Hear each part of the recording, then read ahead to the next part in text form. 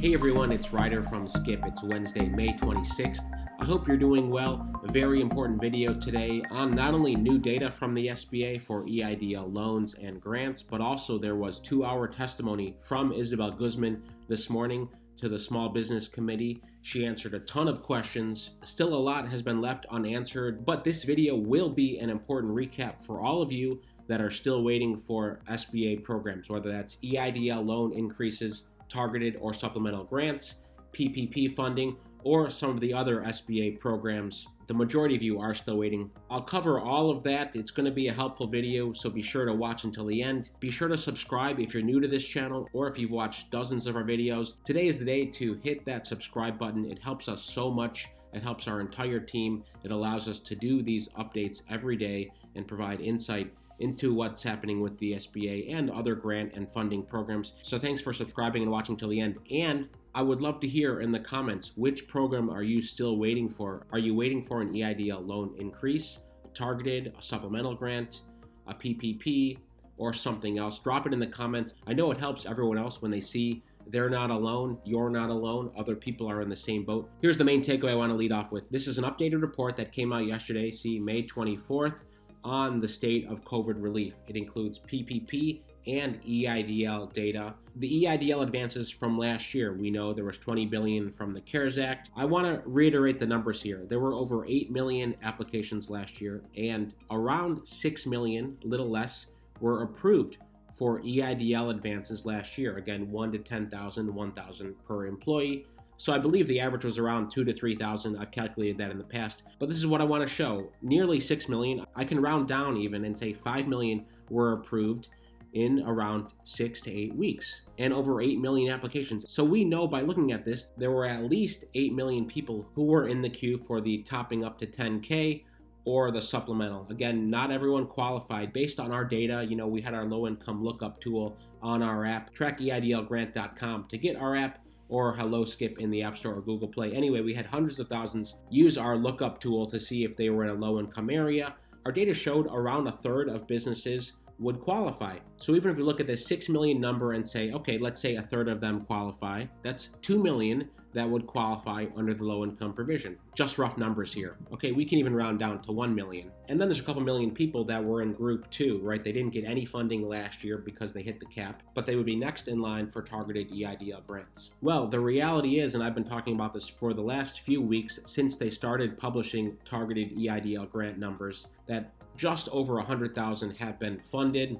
And depending on when you start the clock, it's either 5 months. It will be 5 months tomorrow since the bill was signed into law, the bill that had this extra $20 billion for targeted EIDL advances. Or if you take the starting date as March, it's around 2 months and only 100,000 have gone out. The reason I bring this up is because today I was very hopeful that we would hear from Ms. Guzman on the EIDL program, specifically the timing here, what the holdup was. It was over 2 hours. I watched the whole thing. Started at 7 a.m. Pacific, ended, I believe, a little after 9 Pacific, and everyone on the committee had a chance to ask questions. So the questions in this hearing ranged from everything from more PPP funding. Again, this is Rosen's proposal here to say that people who were cut off, again, there was a quick notice to say, hey, we're out of funds. We have set-asides for CFIs, CDFIs.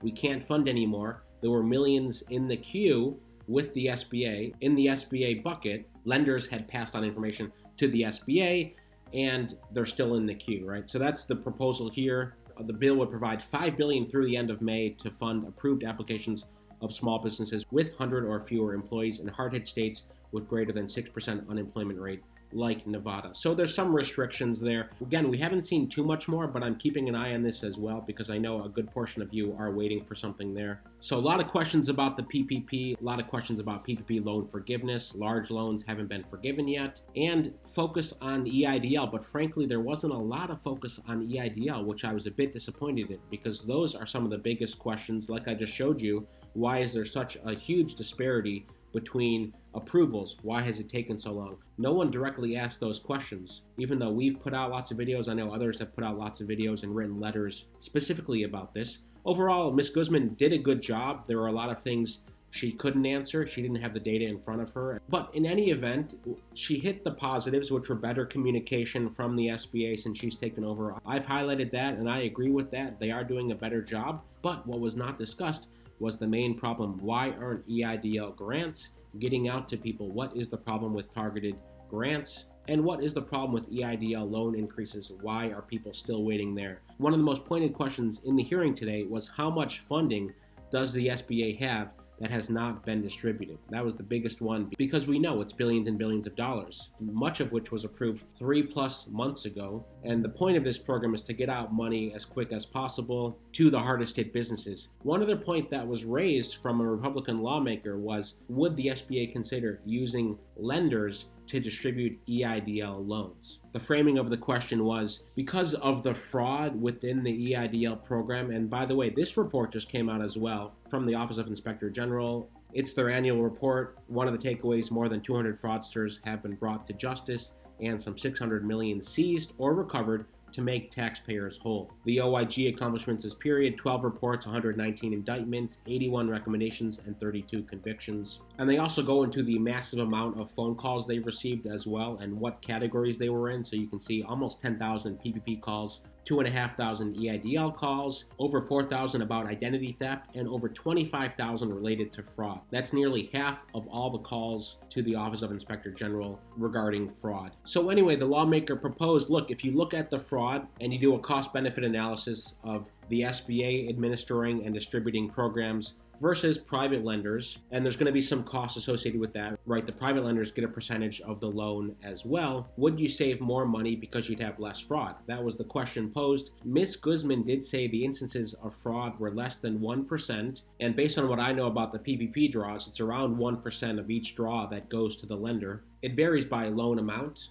So just taking that at face value, it seems like things would even out. Now, of course, one consideration would be speed. Would private lenders have the ability to massively speed up the timing it takes to get an EIDL loan or the EIDL grants? But the grants, of course, are going to phase out. These, in theory, will end once this funding is distributed. However, based on the trends, that could be in 2022. The SBA will still be distributing targeted and supplemental EIDL grants. So anyway, that was some of the testimony today. Overall, I thought it was positive because Ms. Guzman did highlight some of the improvements, but there were still more questions left unanswered, specifically additional PPP funding and PPP loan forgiveness, specifically communication. Some lawmakers, many of them Republican lawmakers, had criticized her team for not getting back to them, basically being ignored. And the third, of course, is the EIDL program. Are there improvements that can be done to make it more efficient so all of you aren't waiting? Tomorrow, I'm going to talk about the Community Navigator pilot program. There's a lot of funding there, and it means more resources, more help for you. I'll cover that. I've got a lot more to cover tomorrow and the day after as well, so be sure to hit subscribe. I so appreciate it. Our team so appreciates it. And if you haven't looked up your EIDL loan and advanced data on our publicly available lookup, of course, go to helloskip.com/EIDL-data. You can see all the PPP data here as well. Make sure your information is correct and accurate. And support us by downloading our free app, trackeidlgrant.com or HelloSkip on the App Store or Google Play. As always, stay well, stay healthy, and I'll see you tomorrow.